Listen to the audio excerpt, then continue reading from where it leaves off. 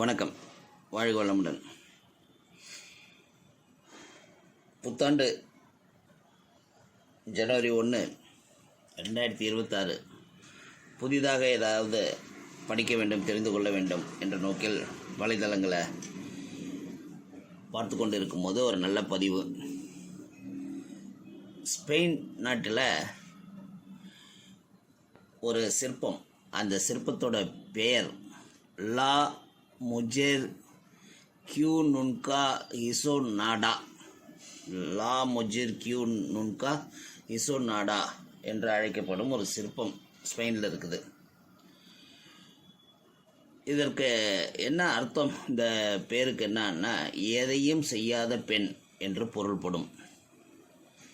அதாவது தாய்மார்கள், இல்லத்தரசிகள் செய்யும் கண்ணுக்கு தெரியாத, ஊதியம் பெறாத, வீட்டை கட்டிக்கொண்டு அன்றாடும் வேலைக்கு இது ஒரு சக்தி வாய்ந்த அஞ்சலி என்ன சொல்கிறாங்க. 2001 ஜோஸ் லூயிஸ் பெர்னாண்டஸ் என்பவரால் இந்த சிற்பம் உருவாக்கப்பட்டது.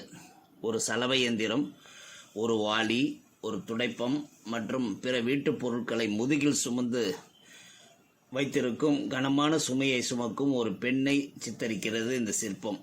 அதே நேரத்தில் அவர் தனது குழந்தைகளின் கைகளையும் பாதுகாப்பாக பிடித்திருக்கிறார். பெண்கள் தினமும் சுமக்கும் 3 மடங்கு சுமையின் சக்தி வாய்ந்த படம் இது. பெண்கள் நீண்ட காலமாக ஊதியம் பெறாமல் செய்யும் பராமரிப்பு பணியை இது எடுத்துக்காட்டுகிறது. நமது சமூகத்தில் பெண்களின் அன்றாட வீட்டு வேலைகள் சாதாரணமாக எடுத்துக்கொள்ளப்படுகிறது. இதெல்லாம் ஒரு வேலையா என்று சில பேர் அதை நிராகரிக்கிறார்கள். இத்தகைய காலாவதியான சிந்தனையை இந்த கலைப்படைப்பு உடைக்கிறது. வீட்டு வேலையால் ஏற்படும் உடல் மற்றும் உள்ளத்தின் வேதனையை ஒரு சேர உணர்த்துகிறது.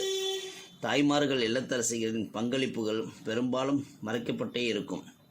இந்த சித்திரம் அதை துல்லியமாக எடுத்து சொல்கிறது. நாம் அவர்களையும் அவர்களின் பணியையும் மதிக்க வேண்டும். அவர்களின் பணி கண்ணுக்கு தெரியாததுதான், ஆனால் அது அற்புதமான ஒரு விஷயம், மகத்தானது.